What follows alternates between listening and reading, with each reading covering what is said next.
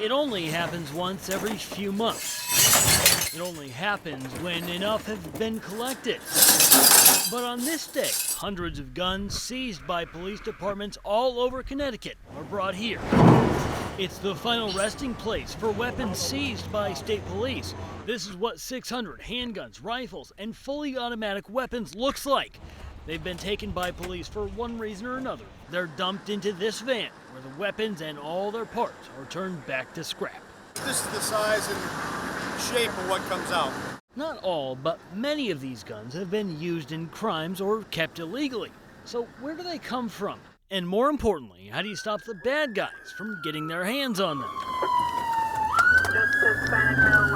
On any given Saturday night in Hartford, the shooting task force will be on the streets, and they have been for the past 2 years. They're out looking for something very specific. It's safe. Illegal guns. In this case, police received a call about a man with a handgun. When they got there, they found a 24-year-old with a .357 revolver. Police show us where the serial number has been filed off the gun. It was meant to be a night of celebration. It was very exciting because we were going to stay the night that night, the rest of that night, and then we were all going to go home together. Two friends coming to this hospital to celebrate Javon Parrish's newborn son. Be a very happy occasion. Do what they say, dude. But the pair never made it to maternity. In fact, they never made it inside. I kind of almost shut down. Both would spend the night in jail, stunned and bloodied. Meriden police pulled the car over. In reports about the night, officers say the car was suspicious. Step up. Yo! Step out of the car now. Hey! Step out of the car. Hey! Step out of the car. A Meriden officer stuns him in the side, and then he's pulled from the car and handcuffed by 4 officers. It's kind of shocked and numb my whole body. And they weren't done yet. Sorry, put your phone down so it doesn't break. All right, come on, stop. Let me put my phone in my pocket. We begin this week's recap with the colorful sunrises and especially sunsets you've been sending us from across the state. They have been beautiful, and the reason for them is interesting. They're a result of the wildfires out west. Smoke particles kind of playing games with the sunlight coming through right around sunset. We had some fires of our own this week. Busy filling the boot for MDA. These kids sold iced tea to help the family of the East Haven plane crash victims. Rosie's Lemonade stands fighting cancer, while Northern Mutual wrote a big check for the Connecticut March of Dimes. People got muddy to raise money for... But according to internal officer accounts, he was punched and kneed by officers. The policy reads that these devices shall not be along. So just how common is it for personal information to be leaked? Last October, the state started not even finished, and Curillo would have 4 checks written to him personally, added together more than $21,000. Should be arrested her. Florida, when she got wind of what was happening, the Meriden police came too, taking a fraud report against Hot Top Paving. The contract reads, he has an F with the Better Business Bureau and a criminal record with a long list of convictions, including a 2012 conviction for conspiracy to misrepresent a sales agreement. According to the police report, the state's Consumer Protection Department has even more complaints on Hot Top Paving, 4 in all. 3 have to do with allegations he overcharged customers and didn't have signed contracts. All 3, just like Barron, report Curillo offered a discount for extra material.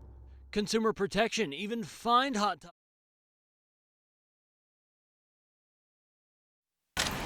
Here he goes. You want me to? Back to the ocean. This return to the wild did not come easily for the 200-pound harbor seal. When we first met him, he was in pretty tough shape. He was pretty much non-responsive and didn't even realize too much that we were there. The seal had stranded himself on a Bridgeport beach after a bullet blinded his left eye.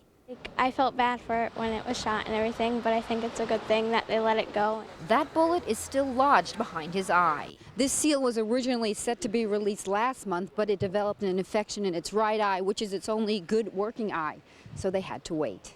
Otherwise, he would not have been able to survive in the wild. He was not able to find the fish that was in his pool. But now, with a clean bill of health, he was off to a promising start. but then seemed to have some second thoughts. He's just sitting there. It took a little coaxing, but he finally waddled his way into the surf at this Charlestown, Rhode Island beach. So he's probably thinking, like, is this what I have to do? Do I have to go because he likes him so much, because he's been with them? For a while, he stayed close to shore. I think eventually he will just go and live in the sea and have a great time.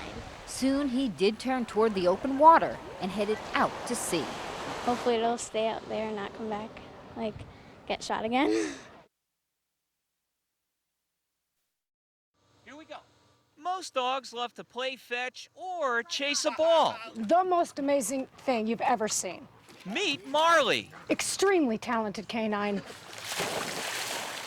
a 3.5-year-old golden retriever that seems part fish or part seal. Never heard of another dog that actually goes under as well as Marley.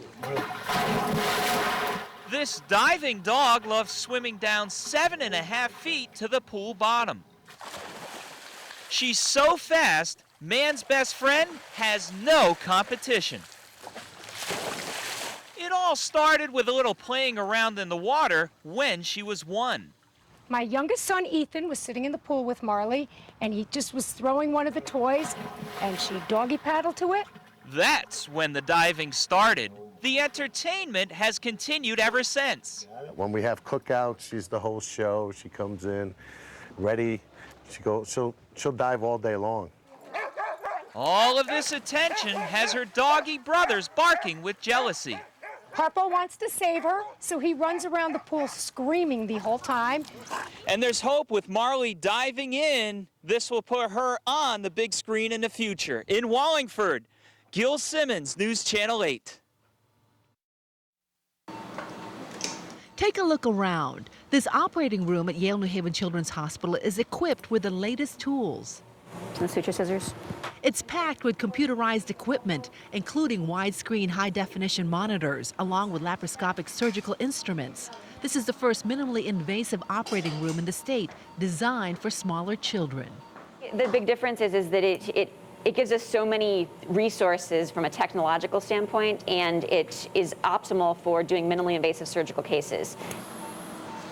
Pediatric surgeon Dr. Melissa McKee is removing a tumor from 6-year-old Stephen Roberge. So we put a scope in this chest to find the tumor and take it out through the smallest incision we could. The high-tech advances allow for smaller incisions, quicker recovery time, and the least amount of discomfort. It makes it a lot easier for us to do a very complicated and technologically advanced operation that wasn't even available a few years ago. Let's see, what layers are these? The view through these scopes has improved dramatically, especially because these scopes are very small for children. That's comforting for Stephen's mother, waiting patiently. And anything they can do to make it, less invasive for him is great. This improved technology also means less time in the operating room. What could have taken 3 hours is down to 1. The surgery went quicker than I thought, and he's on his way to recovery, and I can't wait to see him.